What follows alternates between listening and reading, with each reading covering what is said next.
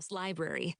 Library board members and faithful patrons, Connor's coworkers from town hall, his close friends, and his parents. And, I blinked in surprise, my own parents, Suzanne and Millar Richardson. I wrapped my mom in a hug while my dad shook Connor's hand. "This is a surprise," I said, "although a good one," I added quickly. "We wouldn't miss it, Lucy," Mom said. "Even if I wanted to, Ellen wouldn't have let me." "Darn right," Aunt Ellen, Mom's sister, said. It was nice to see them. My parents live in Boston, and they don't get to North Carolina often. Mom had visited a couple of weeks ago, shortly after Connor and I announced our engagement, to congratulate us and throw us a small dinner party. But I hadn't seen my dad for several months. They both looked good, I thought.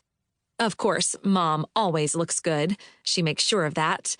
She's always been an exceptionally beautiful woman, and she still is, even with traces of fine lines gathering around her eyes and mouth. I suspect she's had a bit of a nip and tuck here and there. She's the same height as me, a measly 5'3", and unlike me, she's as skinny as the legs of the sandpipers darting around on the beach, with wide hazel eyes in a thin face, sharp cheekbones, and light brown hair highlighted in shades of caramel that turns under at her slightly pointed chin. I have her eyes, but aside from our height, that's about it for the resemblance between us. My face is round and my cheeks chubby, and my black curls can always be counted on to be some degree of out of control. Her outfit, as could be expected, had probably been chosen directly from a Ralph Lauren catalog listing under Beach Party. Tight orange capris patterned with green leaves and blue flowers paired with a high-collared, three-quarter-length sleeved button-white shirt with the tails knotted at her thin waist. "You've got a good day for an outdoor party," Dad said as he pecked my cheek in what for my father was an expressive gesture. He also looked good, I thought. His color was better. He'd lost a bit of weight, and his smile was broader than it had been for many years. My parents' marriage had almost ended a year ago, but they'd worked hard to keep it together. I hoped he was finally letting go of some of the workload at his law firm, passing the burden on to his younger partners. "Would I have arranged anything else, Millar?" Aunt Ellen said. "I can almost believe you control the weather, Ellen." Dad gave her a grin that I was pleased to see. Aunt Ellen and my father had never exactly gotten on. In all the years of my parents' marriage, my dad had been to the Outer Banks exactly once before. Earlier this year for Josie's wedding.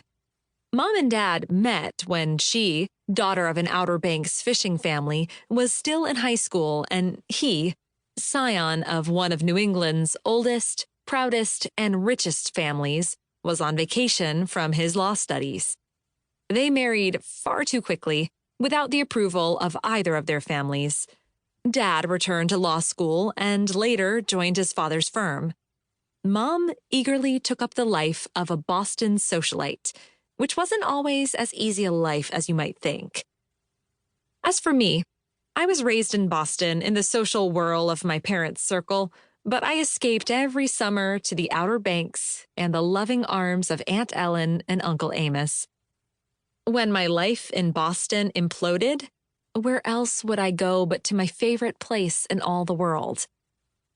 I haven't regretted that decision for a minute. I caught Connor's eye and gave him a smile. He smiled back. Our friends gathered around us, exchanging hugs and kisses, slapping backs and shaking hands. Someone pressed a beer into Connor's hand, and I accepted a glass of champagne. The flawless 2-carat diamonds set into my engagement ring caught the light of the sun and flashed as though it were sending a signal to ships at sea. Connor had had the ring designed for me, but he hadn't bought the center diamond. That had been a gift from a library patron whose long-lost family heirloom I'd found.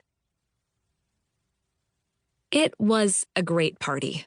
Laughing and protesting, Connor and